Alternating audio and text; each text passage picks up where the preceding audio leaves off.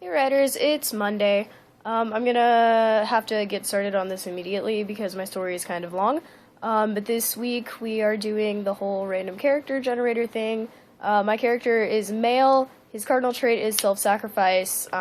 He's a drinker, and his prized possession is a piece of beach glass. So I'm just gonna get started on this because it's like 1,200 words long. So yeah, it's in present tense, but it has a lot of flashbacks. The flashbacks are in past tense, and the actual story is in present tense. I'm really tired, so if I screw up, I can't speak English. Anyway, I'm drunk. I'm always drunk. It's late or early, I guess, probably right before dawn. I've been walking down this beach, just walking, finding more alcohol whenever I can. The only civilization I've seen in weeks has been the inside of liquor stores I find in little seaside towns.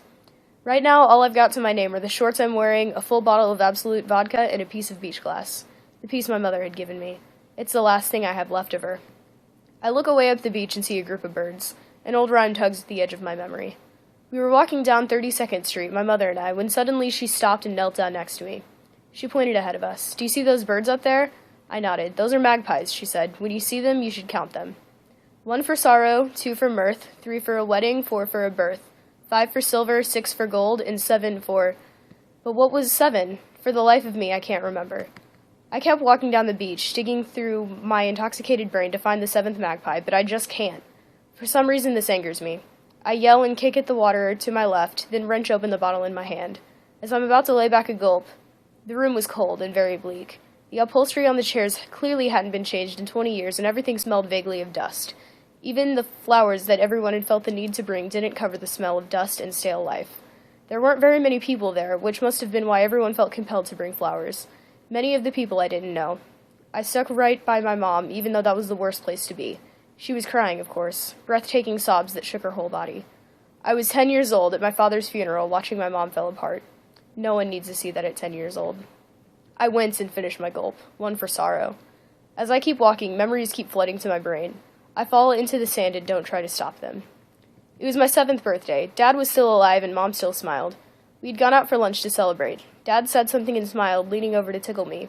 I couldn't stop laughing, and neither could they. It's a simple memory, but powerful all the same. I throw back 2 more gulps, 2 for mirth. It was 4 years after Dad had died, and Mom was different. I hadn't seen her smile since before, and she was drinking and smoking more. She was desperate for love, I guess. There she was, getting married to the first guy she'd gone out with since Dad had died. I had a bad feeling about the man. Her belly stuck out round from her dress. I throw back 3 more gulps, 3 for a wedding, no matter how bad. A month later, I had a brother. I understood, then, why she had married that man. 4 more gulps for the birth of my brother, my deepest regret. When I was 17, I met a girl, Nina. She drove me crazy the way she would never look at me. Without speaking to her, I was smitten. I wanted what I couldn't have. For weeks, all I would ever see was the back of her head, glossy black hair to the middle of her back. Sometimes in the hallway I would catch snippets of her face, but I never saw her eyes. Eventually, I found her alone in the hall after class one day. I couldn't stop myself. I backed her up against the wall and forced her to look at me. I saw a pair of silver eyes looking back. Silver eyes, huge and round, but squinted at me now in anger. "Don't touch me," she snapped, and those 2 discs of silver forced me away. With another wince, I drank back 5 more gulps for Nina's silver eyes. By this point, I'm sinking lower into the sand, and I know I should stop, but I've never stopped before and see no reason to start now.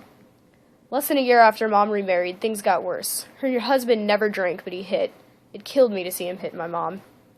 Nearly since the time he was weaned, Travis had been my responsibility. I raised my little brother, trying desperately to protect him from the influence of his father. I fended for the both of us, doing whatever I could to find money for food. Neither Mom nor her new husband were working.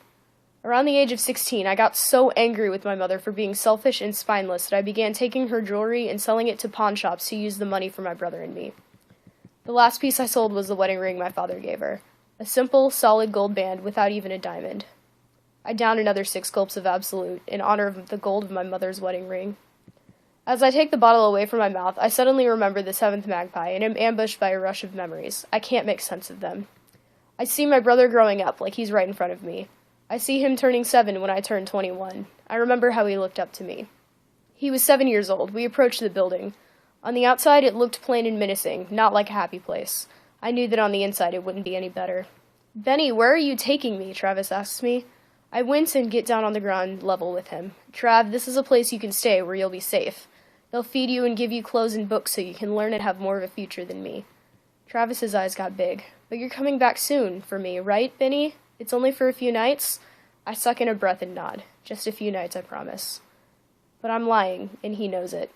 I shake the bottle in my hand. Not quite 7 sips left, but it'll have to do. As I down the rest of my bottle, I fall onto my back in the sand. I'm losing my grip on reality and know I'll go under soon. I'll never forgive myself for leaving him. I gave up my life for Travis, and then got selfish and decided I deserved a life too. So I left him with an empty promise. I grew up too fast, and I forced Travis too. No matter how much I sacrificed for him, my humanity won out, and I decided to save myself. 7 for a secret that's never been told. I don't know where that magpie rhyme originated. I think there's more to it, but I first read it in City of Lost Souls by Cassandra Clare, and she just used those 7 lines, and I like those 7 lines, so I just went with that. I'm bad at writing happy things, so yay for sad things. Shout out to Thomas for trying to call me on Skype while I was reading this, and I will see you tomorrow.